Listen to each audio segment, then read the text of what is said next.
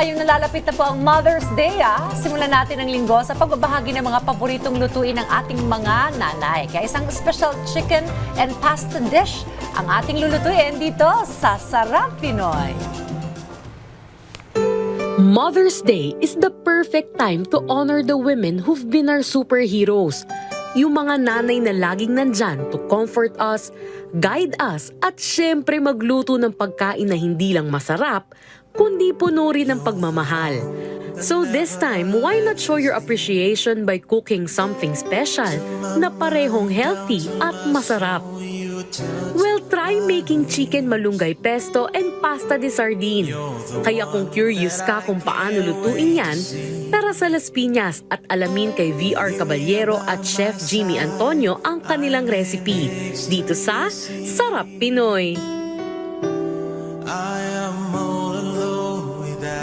At dahil nga nalalapit na ang Mother's Day, tara simulan na natin ang magluto ng chicken, malunggay pesto at pasta de sardine na tiyak magugustuhan ng inyong mga mamis. Yes, Chef, let's go!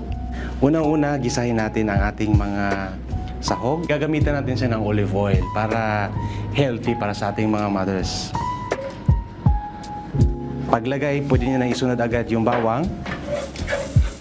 Konting brown-brown lang. Pagkatapos, pwede mo nang isunod yung sibuyas. Isunod natin yung ating pasta.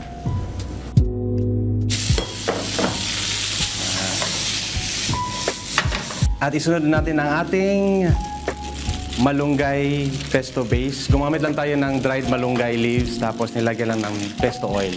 Siguro mga 3 minutes or 2 minutes pwede na nating ihango ang ating pasta. At para lalo pang sumarap ang ating chicken malunggay pesto, nilagyan lang ito ni Chef Jimmy ng kanilang secret ingredients, pati na rin ng asin, paminta at parmesan cheese.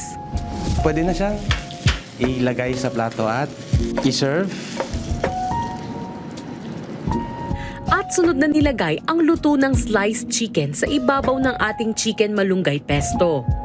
Para medyo gumanda, lagyan pa natin ng konting parmesan. Parmesan cheese.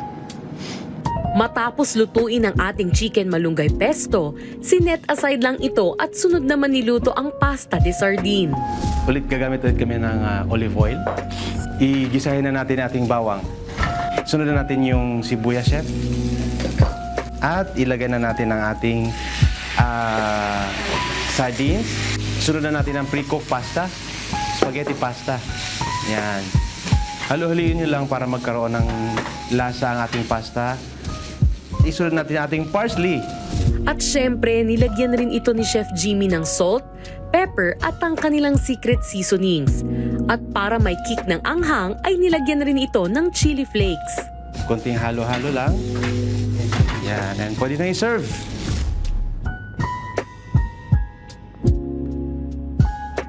At ito na, luto na ang ating malunggay pesto para sa ating mga mamis at pasta de sardines.